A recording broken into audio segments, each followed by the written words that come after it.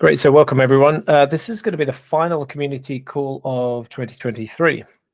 So hopefully we go out with a bang in terms of the update here, but also tee things up ready for next year. Because it's been a busy couple of months, I think, since the last community call. So look forward to updating you on various bits and pieces. We're without Marcel today. He sends his apologies. He's traveling back from a talk he was giving in San Francisco. We'll talk a bit more about that later on. But the agenda for today being the usual, notice we've sort of snuck LSP on the bottom there, but we'll work through it from the top.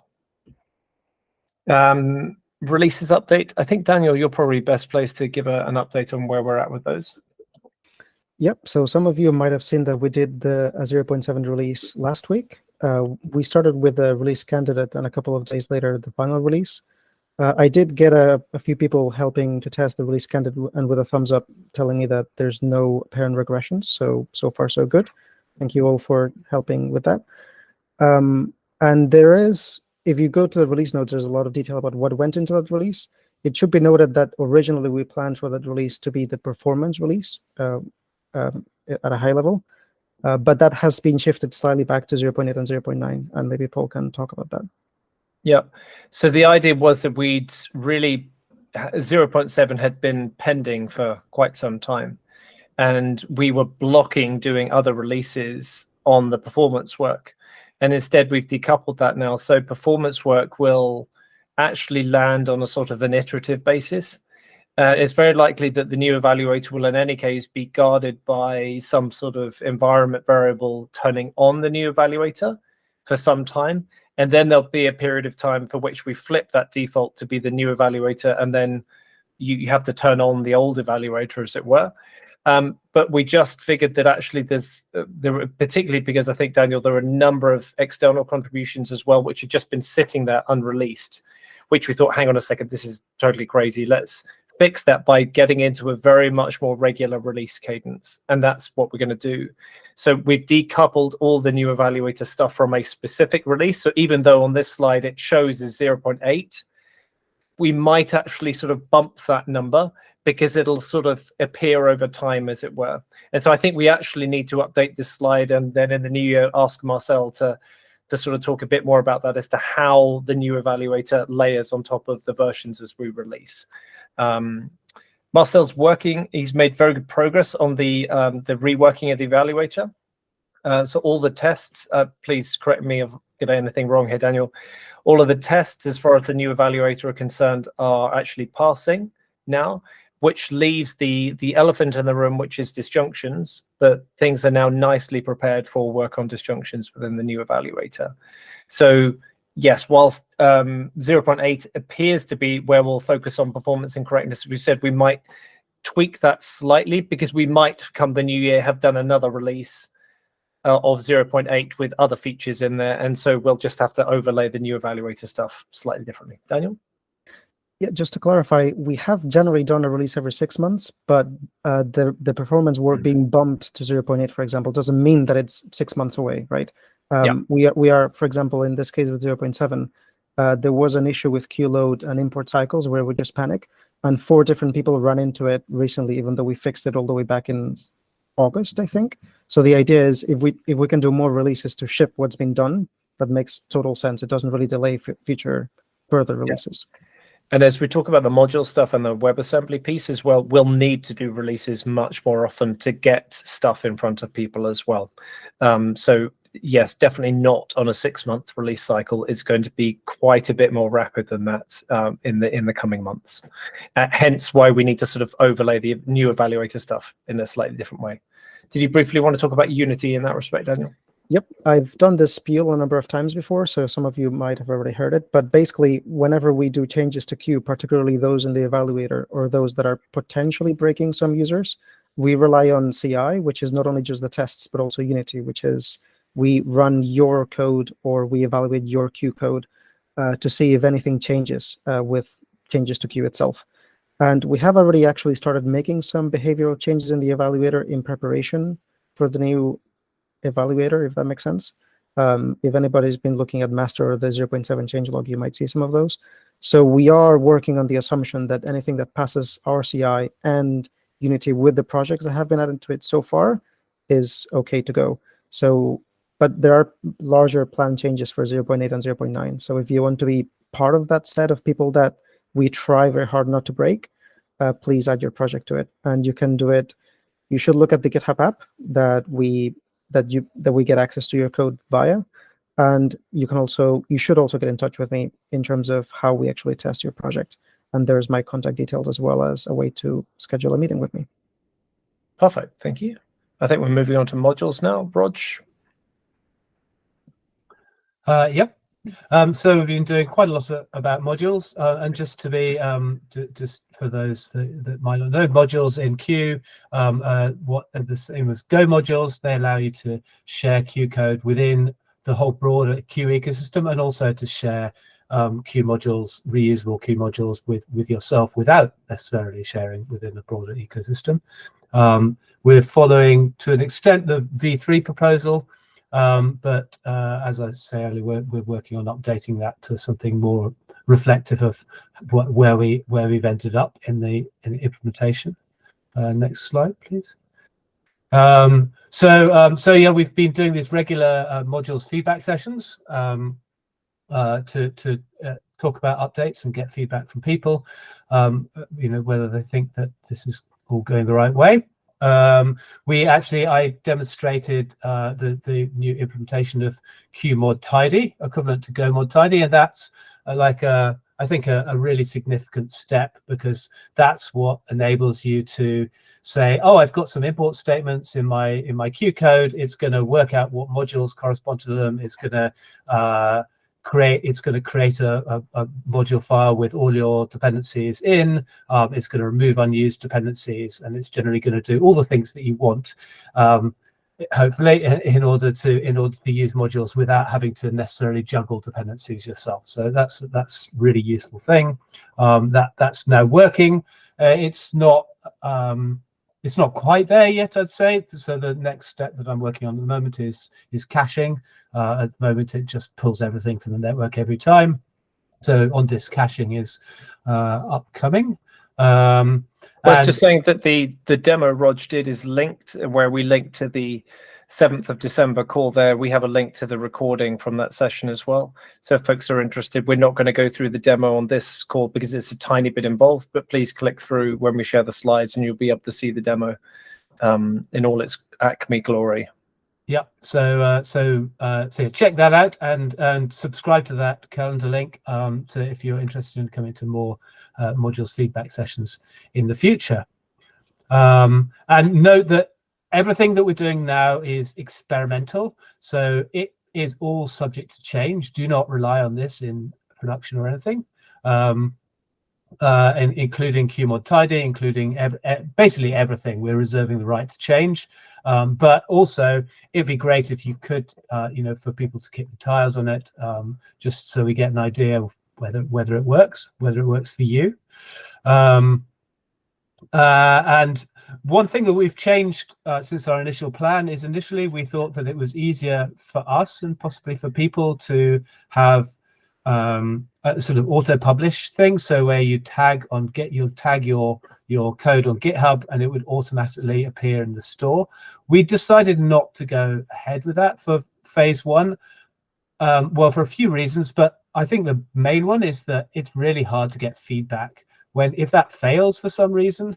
We want to do checks on that. We want to check that we're getting valid Q code into the registry. Well, if that fails, oh damn, I don't know, you don't get any synchronous feedback on that. So we probably are going to have something like that in the future, but doing that is predicated on having some other way of gathering feedback. And for the time being, what we're going to do instead is make this QMod upload command. Maybe it might be called publish, maybe it might be called something else, which will actually synchronously publish some content to the central registry or to any registry of your choice. So if you're using a registry, an OCI registry as part of your cloud, you'll be able to use that too. that's so initially we're going to restrict things to modules published inside GitHub. That's certainly an easier thing for us to do initially, but later we'll expand to other places, other places, and that will all expand out. Just briefly to catch a slight tweak on wording there, Rog. As far as the central registry is concerned, we will limit things to GitHub-based modules. Yes, absolutely. Of course, if you're publishing to your own registry, you can publish anything you like because you're entirely in control. Yep.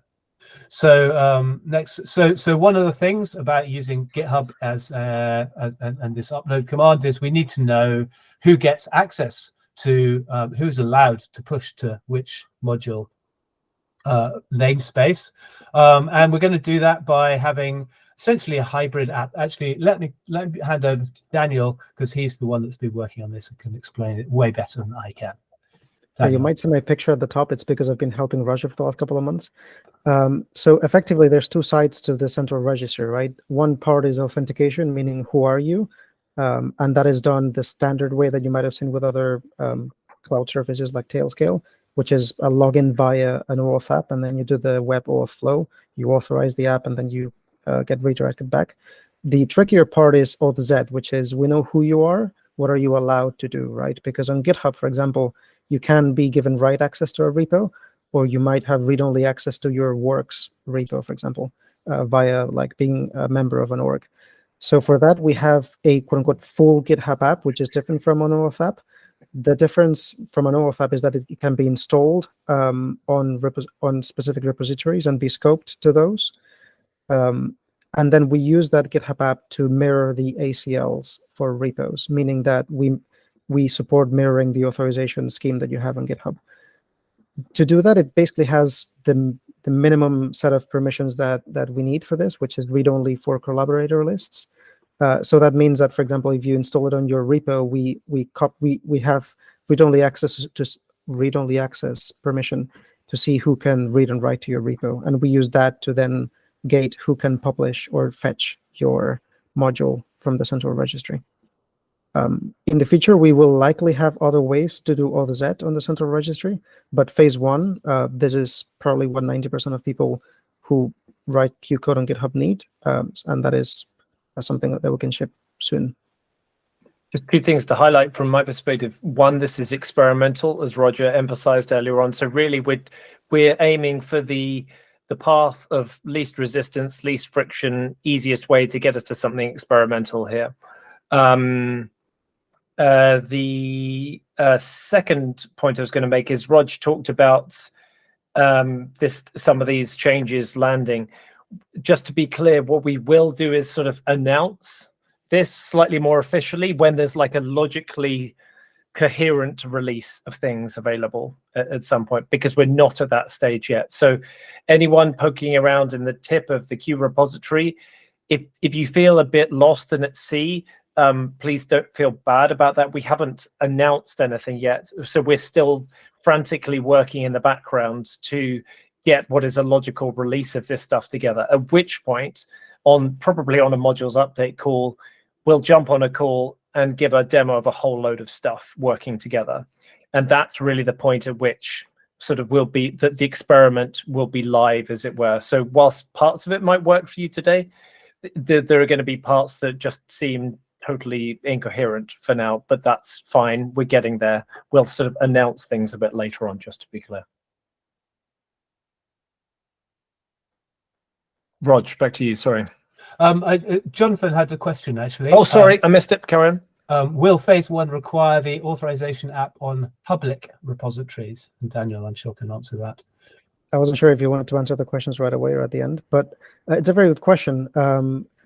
In practice, we don't need the GitHub app if you want to publish a public module that's under your personal GitHub account. So github.com/jonathan/foo, because we know who you are and we know that you own the repo, and it's public, so everybody can access it. So there's no Auth needed for fetching.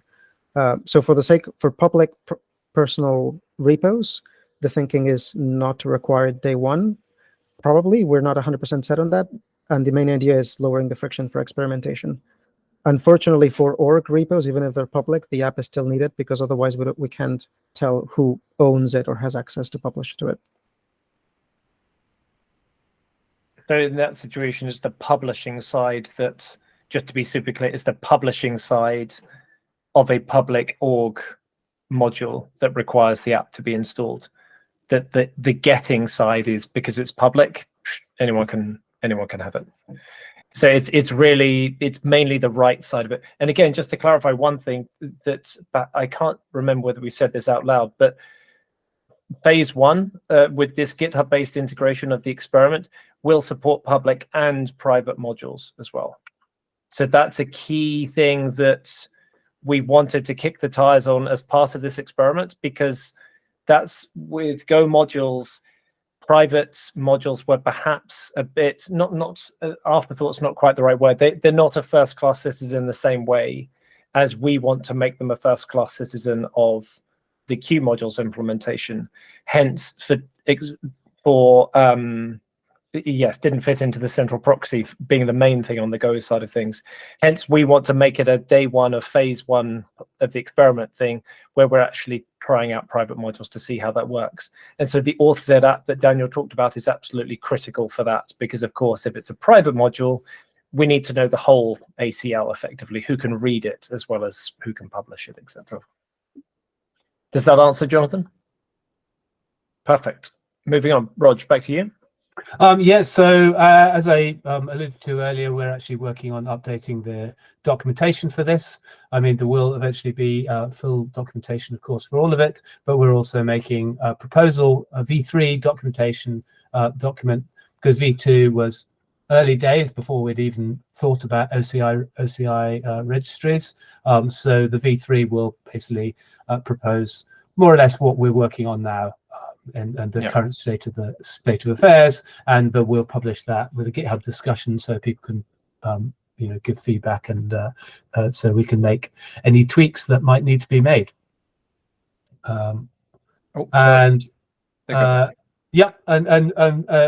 Next steps, we're basically finishing off everything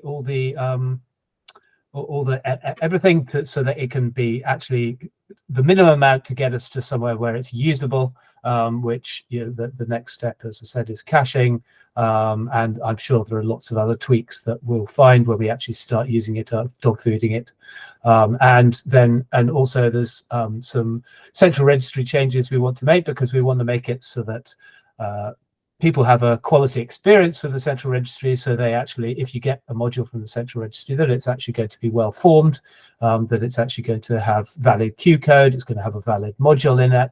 Maybe there might be perhaps some backward compatibility checks as well. So that's all going to be part of some central registry implementation upcoming, and so some of the documentation will be in the form of integration tests, so you can see what you can actually do by looking directly at reproducible scripts, and that will hopefully make it quite a nice reusable thing that you can take and use for yourself, for example. Good. I think that's probably it for the module update. Thank you. WebAssembly, Aram, over to you. Yeah, so we spoke about WebAssembly a couple of times, but just a quick reminder. So it's essentially, we're looking at essentially plugins where users can write the code in different languages, like Rust and Go, and have those functions available to be used by Q. Just like now in Q, you can use standard library functions, for example. Except, yeah, you should be able to write your own. So we spoke this at length in some other session. You can check the links. But for now, more specifically on a technical level, what we have done since the last call, can look at it. Yes. So essentially now we started WebAssembly by only supporting a very simple API, essentially the minimum stuff supported by WebAssembly, which is extremely limited. It only allowed for passing integers back and forth between WebAssembly guests and the Q host. So we want to extend this data model to be much richer. So what we have done so far we still use the same ABI equals C, which basically means the ABI used by C and C-like languages, which mostly means Rust in this particular case. And we use this knowledge of this ABI to be able to pass more complex things like structs, of course, strings and bytes as well. And we have been working on this, and the current status is that passing strings, bytes to functions written in Rust works. Passing structs also works. Structs of arbitrary complexity, concrete structs, obviously. So we can only pass data. But we do not have yet support for receiving back structs from WASM. That's our main focus at this point. So in the very immediate future, we're gonna fix that problem. But for now, as I said, we only support Rust, so we want to expand this to other languages, especially Go. To do that, we will probably move to the component model, which we don't have time now to talk about it, but you can check the links. But essentially, it's a different way of doing WASM. But it requires a lot of changes upstream on the compiler side of things and so on. But that would allow us to support essentially more languages and in a much better and more principled way. But so that's what we're going to do in the future. But for the present, we actually have a demo with what works today. So I'm going to share my screen if I can, if there's not any technical problems. Oh, that's the wrong button. Yeah. Hopefully this works. Tell me if it works, because I cannot see the screen. Looks good. Oh yeah, that. Okay, good. So we have this Rust code, for example, here, and in Rust we just have a struct which represents, for example, a vector which has multiple components, and we only have two simple functions. We compute the length of the vector, square root of the and we also compute if a vector is normalized. That means if it has length 1, for example. By the way, do not do floating point comparisons of this sort. You always should not do equality. But anyway, this is just a test, so it's fine. So we want to call this function, these length functions and the normalized functions from Q, with of course data of this format. We will also have a demo with strings where we just do uppercase or lowercase of a string passed by from within Q. And if you look at the Rust code, for example, you can see here some annotations which it says like representation C, and also like extern C in functions. This is specifically what I said before with ABI. This is the C ABI, so we have to inform Rust to use the C ABI, because this is how we ensure that we're passing the right data formats back and forth. And this is just regular Rust code. We just compile it as you usually compile Rust. I mean, yes, you have to pass the specific target, the WebAssembly target that we're using now, but yeah. So you compile so you just compile regular Rust code pretty much. We have to copy it here to be able to be found by Q. But in Q, we have this Q example, for example. Yeah. So let me actually open it side by side with the Rust code. So this vector, which is the Q, Q view of this Rust struct, well, it's exactly the same. I mean, it works exactly as you would expect, really. But to be able to import functions, you have to use these external attributes, basically, where you have to specify. For now, this is going to change in the future, but for now, the type signature of the function you're trying to call it has to be specified in this way. And as you can see here, you can refer to things defined outside it. So yeah. So we import these functions here. There's a syntax. I mean, all the syntax and stuff is explained in the package documentation. And we create a couple of vectors of this specific type. Although this being Q, we don't even have to say that it's a specific type. It's because it's all structural type. But we have these vectors. We put them in a list, and we create this list of their length, for example. And then we also create another list where we say whether they're normalized or not. So if we try to run it. Ignore the strings from now. We see these vectors over here with these lengths, and the ones which have one length are indeed normalized, and we can see over here. But for the strings, again, we just pass these strings to these functions, which are, as you saw, defined in Rust, and return the strings back. So they do indeed convert these to uppercase and lowercase and so on. So Yeah, this is what it works now. But as I said, this only works with the CABI, and we cannot get return structs. It's not in this demo. All the structs that you've seen are flat. That means just a struct of basically scalars and so on. But you can put structs in structs, and that works fine. Yeah. So that's it for the demo. So I think Paul has to take the screen back from me somehow. That's a good question. Oh no, Oh, someone else has done it. Great. Thank you to whoever that was. Great, thank you. The WASM stuff really coming along there nicely, and as Aram alluded to, also starting conversations on how to make this happen on the Go side of things as well. It's much earlier days there, so Rust will be the main focus for now, really to kick the tires on this. So if anyone has any interest in kicking the tires on this, please jump in and let us know. I think there's a stack of changes to land first around before we get the struct support in Rust, right? So we'll sort of do a bit more of an announcement via the WebAssembly umbrella issue for folks, and also in Slack. Tony? I just had a quick question. When you said upstream compiler changes, was that the Q compiler or the WASM compiler? No, it was Go. It was specifically Go because Okay, Go, so a language-specific compiler that's needed for components. So could other languages be supported earlier Rust without changes? I guess I mean, if we're going to add more language, is JavaScript something that could be added relatively easy? Do you know? It's very difficult to add JavaScript, but people have already started doing the work. So we hope, and it seems to go. I mean, the problem with JavaScript is it's an interpreted language. So essentially, the way this works is you compile and ship the interpreter in the component as well. And unfortunately, Node and I forgot the name of the Firefox one cannot be compiled to WASM because I mean they essentially generate assembly code. I mean, yeah. So they're very sophisticated pieces of technology, so they don't really work in WASM. So the way they're using QuickJS, which is a different JavaScript interpreter, which can be compiled to WASM, and they ship that with as a component.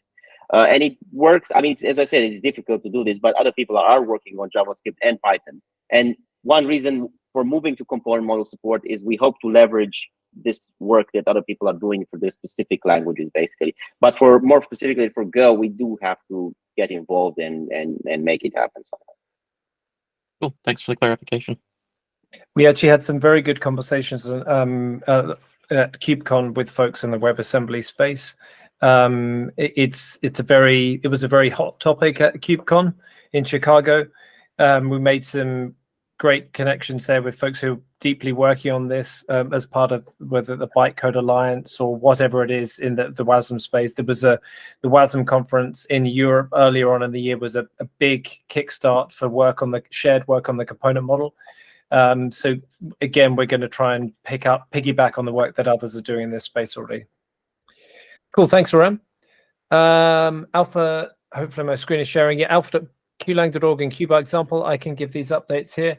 We're making some really good progress on alpha.qlang.org. Here's a screenshot from one of the new pages. As we talked about last time, we've landed full support for multi-step scripts from like an automated documentation testing perspective, which is key because being a small team, we definitely don't want to be checking individual documentation pages when we upgrade Q, for example. So since the last call with 0.7 having been released, we upgraded the entire documentation site to 0.7 with a single commit, and we're guaranteed that all the documentation works off the back of that upgrade, which is a really pleasant quality of life to have from a maintainer perspective, but also an end user perspective as well. Some bug fixes in the playgrounds. We've also started work on a glossary, which we're going to have there as a sort of it's a bit of an experiment as far as the reference is concerned. We're looking to flesh that out as we create documentation. We've got 31 new pages of content since last time, 65 pages of content ported from the current qlang.org, which basically leaves us in a situation right now is that everything is available on alpha.qlang.org. Plus there's search as well, plus all the new content that does not exist on the old qlang.org. So for daily usage, alpha.qlang.org should really be the place that we would encourage folks to use. because it should be parity as far as content is concerned with qlang.org, plus all the new content, the new playground as well.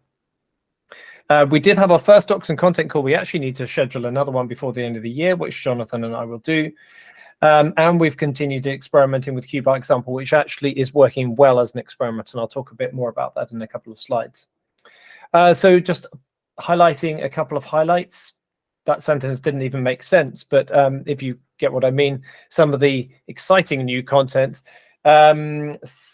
transforming YAML with Q. This is actually, a lot of these bits of content have been very fast reactions to questions that have been asked in Slack. And this was also one of the goals of the new documentation site, is we should be able to rapidly create content, have it be tested and published with quick turnarounds.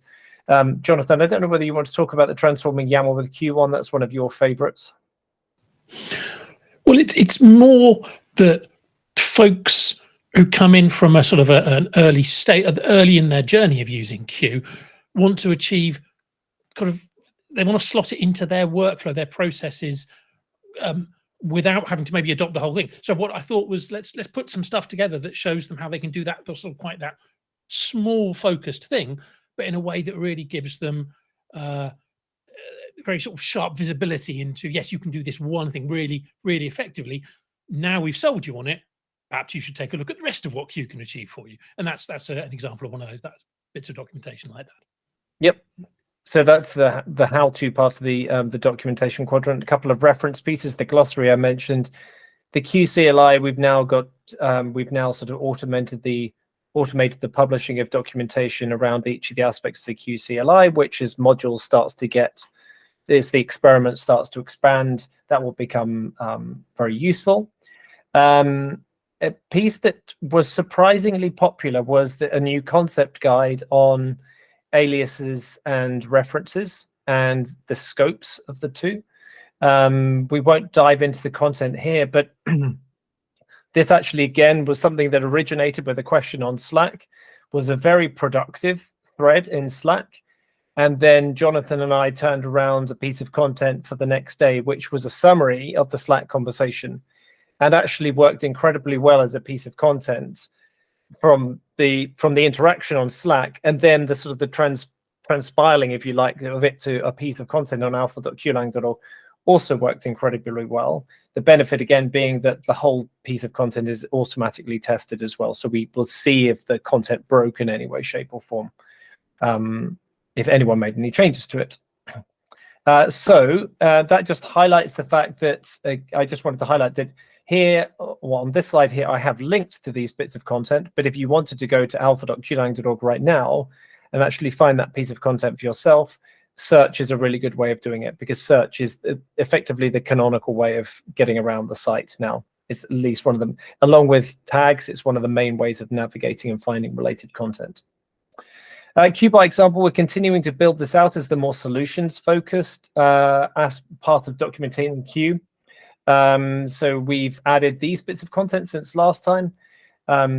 Almost nobody will have heard of Mythic Beasts as a hosting provider. They are a US and UK based provider that have existed in the UK for many, many years, but they've got a particularly nice API for managing DNS. We recently moved the number of domains from Google domains to Porkbun for reasons. And the Porkbun API was a bit more of a challenge compared to the Mythic Beasts API, unfortunately. So we written a piece of content on how to manage Mythic Beast DNS zones with Q, and that's a very nice example. We are going to write a piece of content about how to use Porkbun to be driven by Q for managing DNS. It's unfortunately not such a nice story given the shape of their API at the moment. But yeah, we're just trying to, again, flesh out any sort of bit of content that people might be interested in. You can sort of see a bit of a theme of the three bits that follow with GitLab, Build, Kite, a couple of pieces there. Building on the theme of the GitHub Actions work, a piece of content we already have there. Really creating a sister piece of content for GitLab, because that's very, very similar in shape to GitHub. Build Kite is a different beast altogether when it comes to CI. And Jonathan's done a couple of pieces there, especially with the dynamic pipelines, which BuildKite themselves did a bit of publicity around recently. We've shown how that can actually, you can use Q to drive those bits of to drive dynamic pipelines as well. Any ideas people have, please let us know. Please contribute at the same time. Really happy to explore what might be useful content in this space.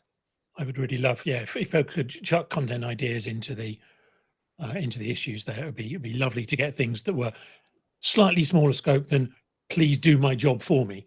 But if there's something particular sort of third-party bits at all, as you can see there, all of the examples there are third-party services of SASE or otherwise. Yeah. It'd be great to get some of those. Yep. So the next steps for alpha.qlang.org, we're still pulling together some front-end bugs issues.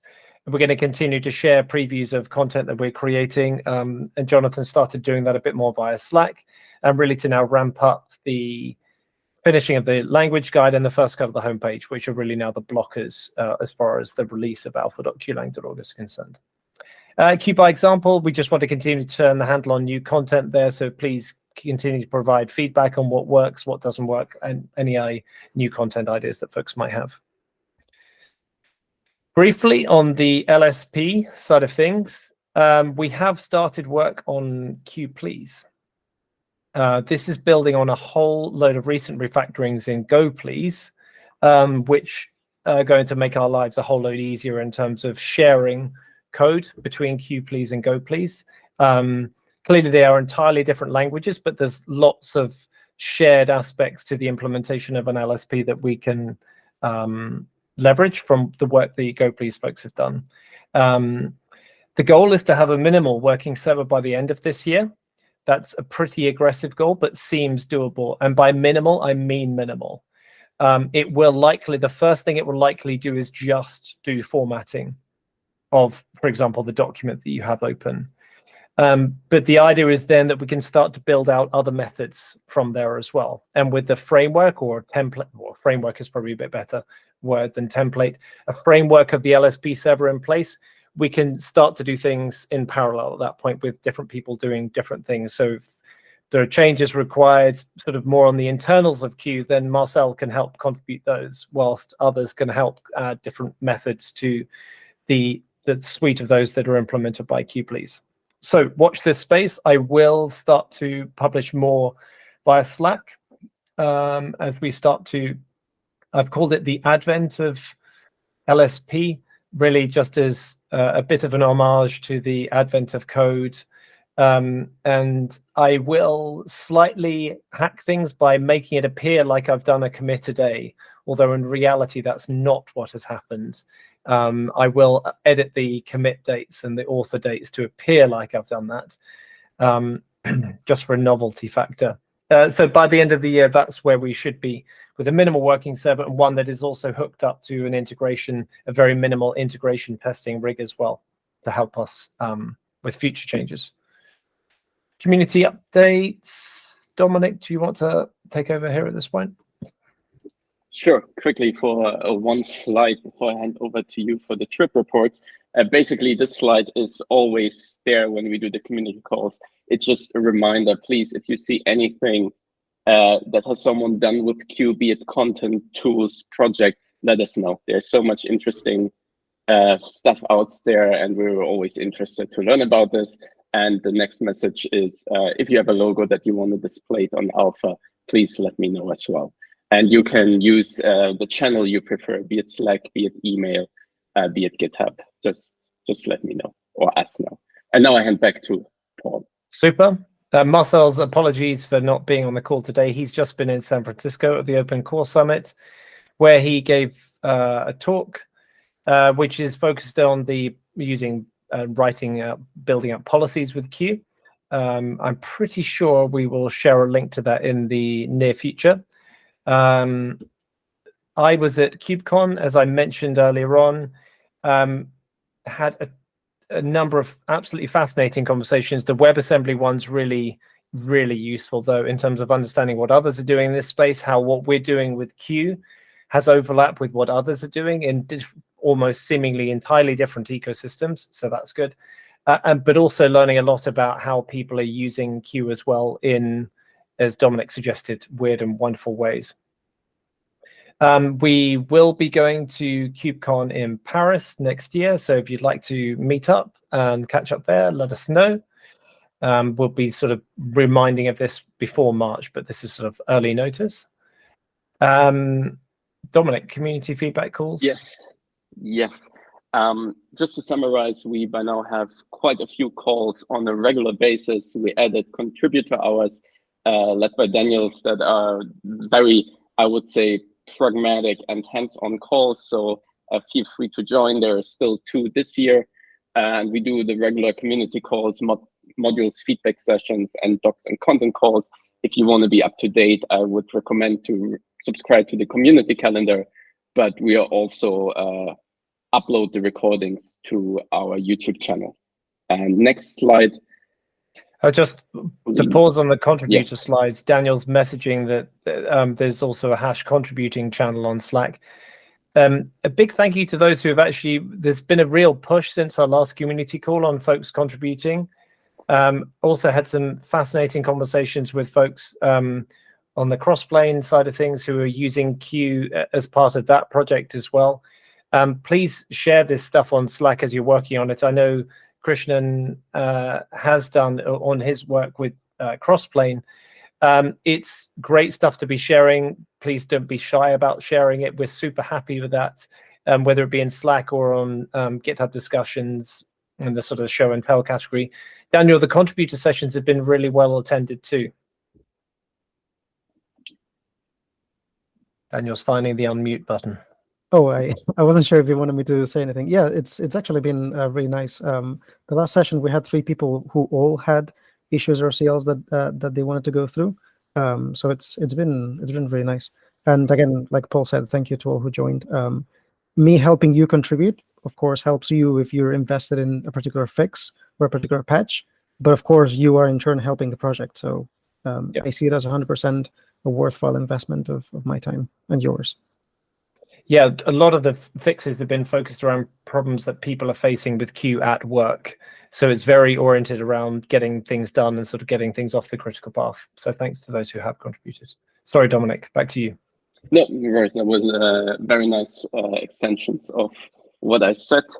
And yeah, this is the agenda for the upcoming weeks and like a short teaser for the upcoming years.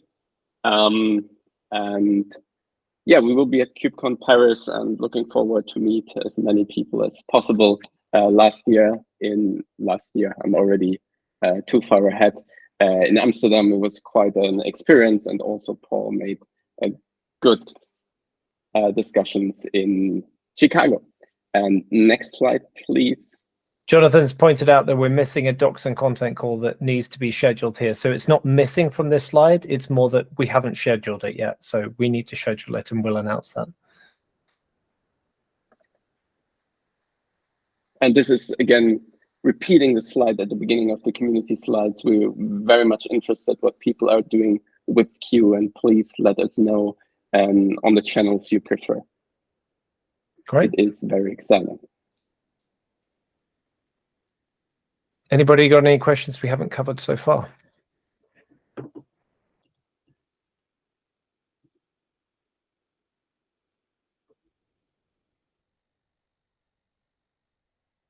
Jonathan? I had 2 in the release stuff around 0.8, 0.9. It pushed on to V1. Was that purely 0.9 ... V1, or is there an intention that there's not going to be a 0.10, 0.11, 0.12 first? And the second one was around, is Unity is it okay to throw stupidly big Q things with that are going to slow down? They're going to just, if the problem is I've got a thing that's taking me 2 hours to run or whatever it might be, is that an acceptable thing to put into Unity? Is Unity in the critical path for you knowing if a commit is good or bad? I'll briefly answer. Even though the slide seemed to suggest we will stop at 0.9, and then release version 1. That's absolutely not the intention. I'm quite imagining there will be a number of releases after 0.9. So exactly as you suggest, 0.10, 11, etc. There's quite a number of things that still need to happen before V1.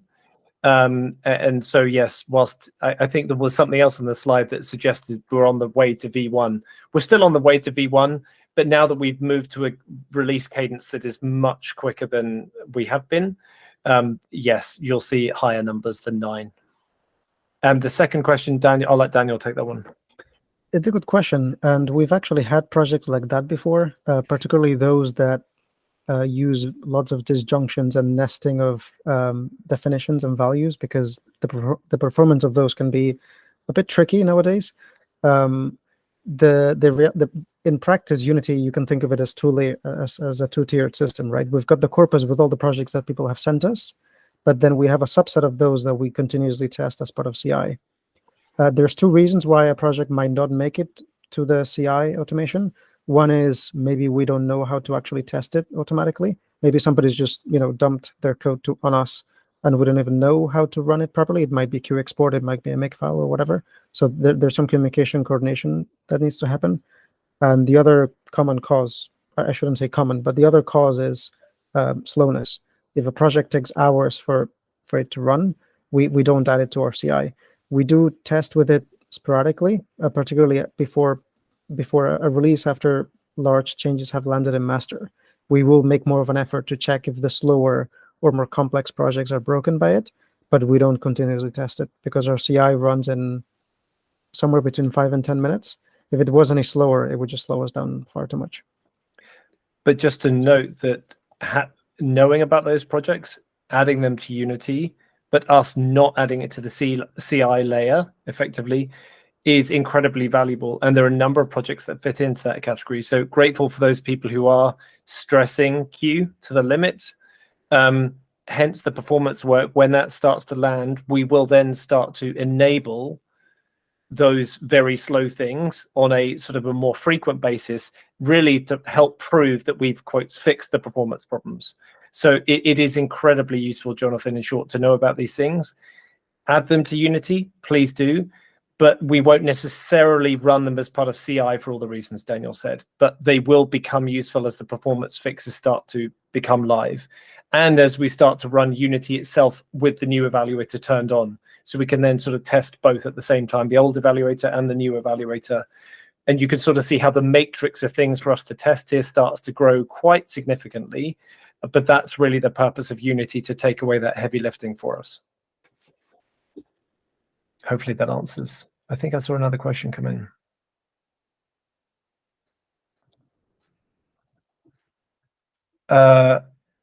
From Paddle, yes, our team is waiting so much. Our last estimate was to release it this year. Any rough updates about timing? No specific timing on that. Marcel is making good progress on the new evaluator, but I can't give a specific date as to when that's going to happen. What we're going to do, though, is start incrementally releasing parts of the new evaluator as part of these new releases that come out.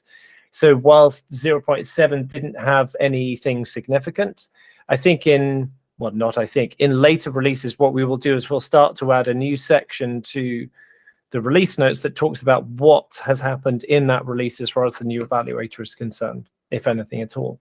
And on the subsequent community calls, Marcel will also give a more precise update as to where he is. So he sends his apologies. He had hoped to be here, providing a more specific update on where he was with things. But we will do that in the first community call of next year. But thank you for the question, and thank you for continuing to keep us on our toes on it. It's top of Marcel's list. He's not actually working on anything else other than the new evaluator. So it is a #1 focus as far as that, along with all the things that we've talked about today, are the #1 focuses, because principally they are the things that, for various different reasons, people are most dependent on. And so if that's not the case, and you think we should be working on something else, now's a good opportunity also to let us know.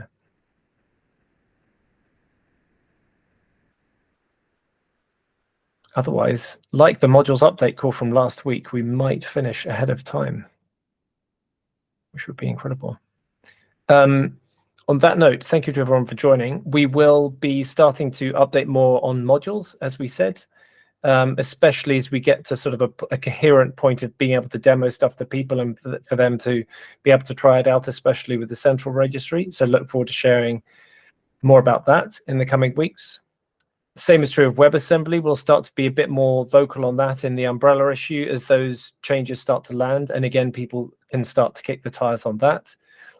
alpha.qlang.org. Jonathan, thank you for sort of being the mouthpiece as we've been creating new content on that, and Q by example as well. I think probably the next logical point for an update on the new evaluator is the next community call. So Marcel will provide an update there. And LSP, that goal for having a minimal server by the end of the year will be something we'll be sharing more details on as well as we get towards the end of the year. So unless we have anything else, and if we don't see anybody before the new year, wishing everyone a very happy new year as well.